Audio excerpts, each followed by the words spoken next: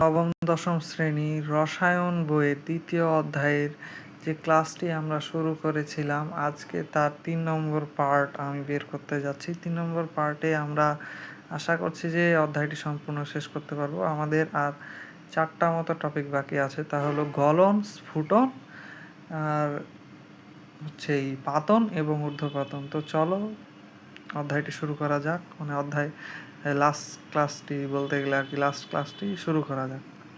Last ক্লাসে আমরা পড়ব গলন। তাপ প্রয়োগে কোনো পদার্থের কঠিন অবস্থা থেকে তরল অবস্থায় রূপান্তরের প্রক্রিয়াকে বলা হয় গলন। গলন কি? তাপ প্রয়োগে কোনো পদার্থের কঠিন অবস্থা থেকে তরল অবস্থায় রূপান্তরিত হওয়ার প্রক্রিয়া। তাপ প্রয়োগে কঠিন পদার্থের তরল অবস্থায় রূপান্তর করার প্রক্রিয়া গলন বলে। গলনের সাথে যুক্ত খুবই গুরুত্বপূর্ণ একটি টার্ম বা খুবই গুরুত্বপূর্ণ একটি শব্দ, যেটাকে বলা হয় গলনাঙ্ক। এটা তোমাদের মাঝে মধ্যেই এমসিকিউতে বা ক নাম্বারে আসে আর কি, 1 মার্কের জন্য।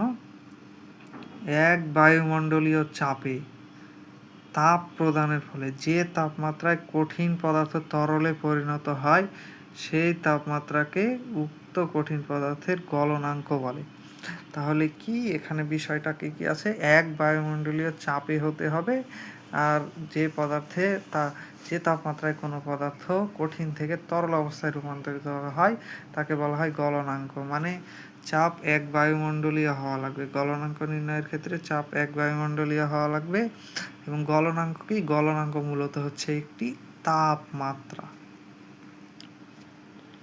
প্রত্যেক বিশুদ্ধ কঠিন পদার্থের একটি নির্দিষ্ট গলনাঙ্ক থাকে।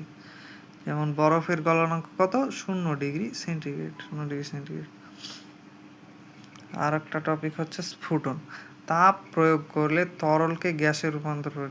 তাপ প্রয়োগ করে আমরা কঠিনকে তরলে রূপান্তর করার প্রক্রিয়াকে বলছি গলন, এবং তরলকে গ্যাসে পরিণত করার প্রক্রিয়াকে বলছি হচ্ছে স্ফুটন। তাপ প্রয়োগ করে তরলকে গ্যাসে রূপান্তর করার প্রক্রিয়াকে বলা হয় স্ফুটন। সেটার ক্ষেত্রেও প্রায় একই ধরনের একটা সংজ্ঞা আর কি বলতে পারো তোমরা। এক বায়ুমণ্ডলীয় চাপে তাপ প্রদানের ফলে যে তাপমাত্রায় তরল পদার্থ গ্যাসীয় পদার্থে পরিণত হয়, সে তাপমাত্রাকে উক্ত তরল পদার্থের স্ফুটনাঙ্ক বলে।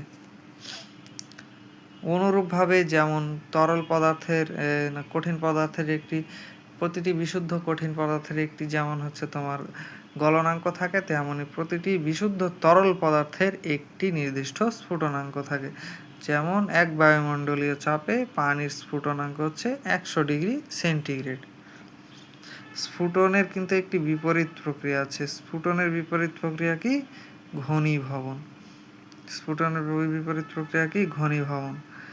ঘনীভবন কিভাবে বলা যায়, ব্যাখ্যা করা যায় আর কি, তোমরা পানিকে তাপ দিলে পানি কিন্তু বাষ্প হয়ে যায়। সে বাষ্পকে যদি ঠান্ডা করা হয়, সে বাষ্প কিন্তু হচ্ছে তোমার আবার পানিতে রূপান্তর হয়। তোমরা ঠান্ডা পানির গ্লাস দেখে থাকবে। ঠান্ডা পানির গ্লাসে কিন্তু আমরা বাইরে কোনো পানি লাগাই না, কিন্তু তাও দেখা যায় যে ঠান্ডা পানির গ্লাস বা 7-আপের বোতল যদি ঠান্ডা হয়, তাহলে তার আশেপাশে পানি জমা হয়ে যায়। কারণ কি? কারণ হচ্ছে বায়ুমণ্ডলে যে পানির কণাগুলো আছে বাষ্পীভূত আকারে, সেগুলো তোমার হচ্ছে যখন ঠান্ডা মানে হচ্ছে ঠান্ডা বোতলের সংস্পর্শে আসে, তখন তারা তাপ হারিয়ে এই তোমার হচ্ছে তরল অবস্থায় ঘনীভূত হয়ে যায়। হচ্ছে স্ফুটনের বিপরীত প্রক্রিয়া কি? ঘনীভবন।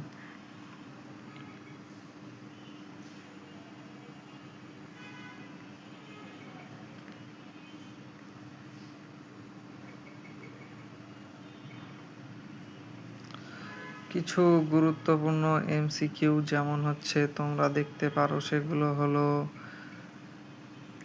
এক হচ্ছে ইউরিয়ার গলনাঙ্ক। ইউরিয়ার গলনাঙ্ক কত? 133 ডিগ্রি সেন্টিগ্রেড। আরেকটা হচ্ছে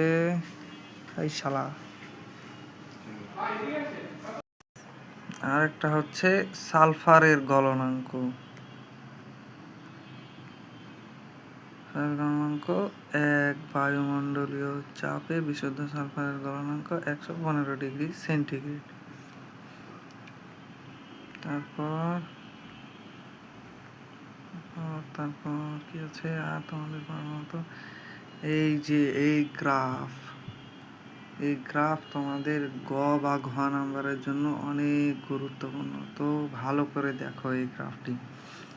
এইটি হচ্ছে বাষ্পীভবনের গ্রাফ আর কি। মূলত বাষ্পীভবন কোনো কঠিন পদার্থের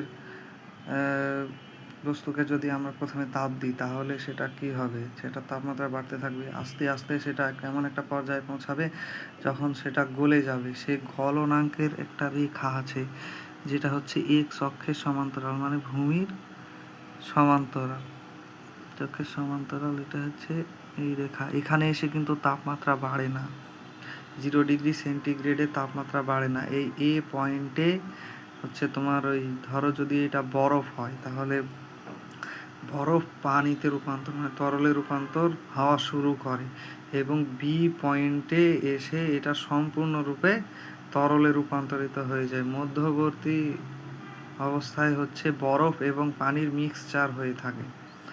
মানে হচ্ছে এই রেখাটা হচ্ছে তার সুপ্ত তাপীয় রেখা, মানে হচ্ছে এমন একটা অবস্থা যখন হচ্ছে কোনো পদার্থ তার অবস্থার পরিবর্তন করে, যার ফলে সেই শক্তিটুকু তার অবস্থার পরিবর্তনে কাজে লাগে, এবং হচ্ছে তার হচ্ছে তাপমাত্রার কোনো পরিবর্তন হয় না। তারপরে বি থেকে সি পর্যন্ত আবার তাপমাত্রা বাড়া শুরু করে যখন সম্পূর্ণ বরফটুকু পানি হয়ে যায়। তারপরে আবার সি থেকে ডি হচ্ছে এটার বাষ্পীভবনের ক্ষেত্রে সুপ্ত তাপীয় রেখা, মানে হচ্ছে এই অবস্থায় 100 ডিগ্রি সেন্টিগ্রেড তাপমাত্রা থেকে আর তাপমাত্রা বাড়ে না। তখন হচ্ছে তোমার সিতে কিন্তু সব পানি, সি থেকে হচ্ছে পানিগুলো বাষ্পে রূপান্তর হওয়া শুরু করে, এবং ডি বিন্দুতে এসে সবই বাষ্পে রূপান্তর হয়ে যায়, এবং সি থেকে ডি এর মধ্যবর্তী যে অঞ্চল, এই অঞ্চলে বরফ এবং পানি তোমার হচ্ছে মিক্সচার অবস্থায় থাকে।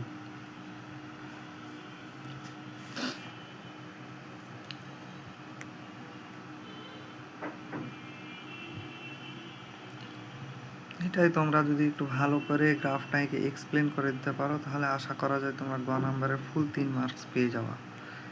তারপরে হচ্ছে তোমার ঘনীভবনের বা শীতলীকরণের লেখচিত্র।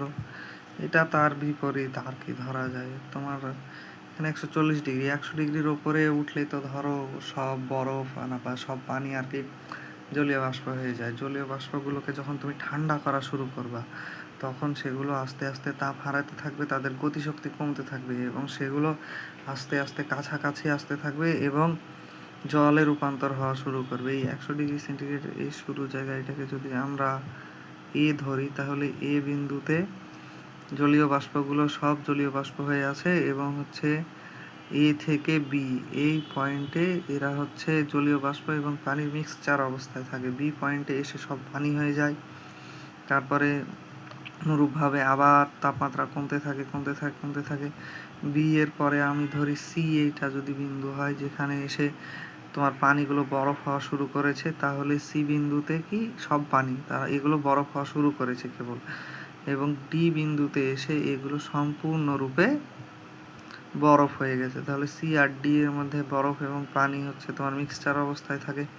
তারপরে যখন 0 ডিগ্রি সেন্টিগ্রেডের নিচে নেমে যায় তখন তো সবগুলোই বরফ আর কি।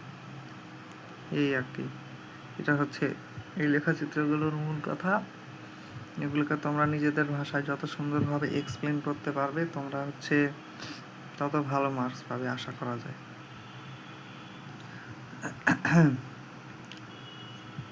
এই অধ্যায়ের মধ্যে অন্যতম গুরুত্বপূর্ণ একটা টপিক পাতন এবং ঊর্ধ্বপাতন। তাহলে এতক্ষণ আমরা অনেক কিছুই দেখলাম, গলন, স্ফুটন ইত্যাদি, বাষ্পীভবন, তারপর হচ্ছে তোমার ঘনীভবন। তাহলে বাষ্পীভবন কি বলতো? তাপ প্রয়োগে একটি তরল পদার্থের বাষ্পে পরিণত করার প্রক্রিয়াকে বাষ্পীভবন বলে। তাহলে বাষ্পীভবন কি?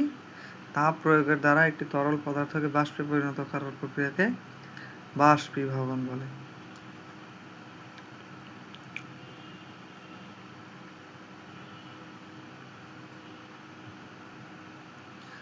আর বাষ্পীভবনের একটি বিপরীত প্রক্রিয়াও আছে, যেটি তোমরা দেখে আসলে আর কি, মানে হচ্ছে শীতল করে কোনো পদার্থকে তরল থেকে, এই বাষ্প থেকে তরল, যেটাকে ঘনীভবন বলা হয়। মানে হচ্ছে তাপ অপসারণের মাধ্যমে কোনো বাষ্প, মানে হচ্ছে বাষ্পীয় পদার্থকে বা গ্যাসীয় পদার্থকে তরল পদার্থে রূপান্তর করার প্রক্রিয়াকে ঘনীভবন বলে, এবং এই দুইটাকে একসাথে বলা হয় পাতন। এই পাতন, তাহলে পাতন সমান কি? বাষ্পীভবন প্লাস ঘনীভবন। Distillation equal vaporization plus condensation. এটাই এখানে লেখা আছে। কোনো তরলকে তাপ প্রয়োগের মাধ্যমে বাষ্পে পরিণত করে পুনরায় শীতলীকরণের মাধ্যমে তরলে পরিণত করার প্রক্রিয়াকে পাতন বলে। তাহলে পাতন কি আমরা শিখলাম। এগুলো সব তোমাদের ক নম্বরের জন্য অত্যন্ত গুরুত্বপূর্ণ। এখন আমরা কিছু এমসিকিউ দেখি যেগুলো তোমাদের প্রায়ই এসে থাকে। তার আগে আমরা ঊর্ধ্বপাতনের সংজ্ঞাটি দেখতে পারি। ঊর্ধ্বপাতন কি? যে প্রক্রিয়ায় কোনো কঠিন পদার্থে তাপ প্রয়োগ করা হলে কঠিন পদার্থটি তরলে পরিণত না হয়ে, মানে কোনো কঠিন পদার্থকে তুমি তাপ দিচ্ছ, যেমন ধরো কর্পূর। তোমরা যদি গোপাল ভাঁড় দেখে থাকো তাহলে কিন্তু জানো, গোপাল ভাঁড়ের কিছু কয়েকটা এপিসোড আছে যেখানে কর্পূর কক্ষ তাপমাত্রাতেই বাষ্প হয়ে উড়ে যায়। মানে হচ্ছে কর্পূর কিন্তু তরল হয় না, সরাসরি তোমার হচ্ছে বাষ্পে রূপান্তরিত হয়। অর্থাৎ তাপ প্রয়োগের ফলে কোনো কঠিন পদার্থ যদি মানে হচ্ছে তরলে রূপান্তরিত না হয়, সরাসরি বাষ্পে রূপান্তরিত হয়, তখন সেটাকে বলা হয় ঊর্ধ্বপাতন। আর যে পদার্থ এই ধরনের বৈশিষ্ট্য বা ধর্ম প্রকাশ করে সেটাকে বলা হয় ঊর্ধ্বপাতিত পদার্থ বা উদ্দায়ী পদার্থ। উদ্দায়ী পদার্থ। যে প্রক্রিয়ায় কোনো কঠিন পদার্থে তাপ প্রয়োগ করা হলে কঠিন পদার্থটি তরলে পরিণত না হয়ে সরাসরি বাষ্পে পরিণত হয়, সে প্রক্রিয়াকে ঊর্ধ্বপাতন বলে। ঊর্ধ্বপাতিত বস্তুর উদাহরণগুলো এমসিকিউতে মাঝে মধ্যে এসে থাকে, এগুলো তোমরা ভালো করে রাখো। এগুলো আমি 3 স্টার মেরে দিতে পারি। এই যে এই প্যারাটা আমি 3 স্টার মেরে দিচ্ছি। এটা তোমরা এই অধ্যায়ের মধ্যে কিছু না পড়লেও এই প্যারাটা অন্তত পক্ষে পড়বা, কারণ এই প্যারা থেকে অন্তত পক্ষে তুমি 1 থেকে 2 মার্ক যে কোনো পরীক্ষায় কাউন্ট পাবা। নিশাদল অ্যামোনিয়াম ক্লোরাইড, এটা হচ্ছে ঊর্ধ্বপাতিত পদার্থ। কর্পূর C10H16O, এটা হচ্ছে ঊর্ধ্বপাতিত পদার্থ। ন্যাপথালিন C10H8, এটা হচ্ছে ঊর্ধ্বপাতিত পদার্থ। কঠিন কার্বন ডাইঅক্সাইড, এটা কিন্তু শুধু কার্বন ডাইঅক্সাইড না, তোমাদের পরীক্ষায় এমসিকিউতে কার্বন ডাইঅক্সাইড গ্যাস দিয়ে তোমাদেরকে করতে পারে, কনফিউজ করতে পারে। যদি কার্বন ডাইঅক্সাইড লেখা থাকে এইভাবে, তাহলে এটার পাশে যাতে সলিড লেখা থাকে, এই জিনিসটা তোমরা খেয়ালে রাখবা, কারণ তোমাদেরকে কনফিউজ করার জন্য মাঝে মধ্যে কার্বন ডাইঅক্সাইড গ্যাস দেওয়া থাকে। কার্বন ডাইঅক্সাইড, কঠিন কার্বন ডাইঅক্সাইড শুধুমাত্র ঊর্ধ্বপাতিত পদার্থ, কারণ হচ্ছে এটাই তুমি হচ্ছে গ্যাস করতে পারবা। অলরেডি যেটা গ্যাস হয়েছে সেটাতে তুমি আর গ্যাস করতে পারছো না। আয়োডিন হচ্ছে ঊর্ধ্বপাতিত পদার্থ। অ্যালুমিনিয়াম ক্লোরাইড হচ্ছে ঊর্ধ্বপাতিত পদার্থ। এগুলোর নাম এবং সংকেত তোমরা ভালোভাবে মনে রাখবা, কারণ এগুলো খুবই গুরুত্বপূর্ণ। তাহলে আমাদের এই অধ্যায়টি শেষ হলো। আগামী ক্লাসে ইনশাআল্লাহ আমি তোমাদের এই অধ্যায়ের এমসিকিউ এবং সিকিউগুলো শেষ করিয়ে দেবো।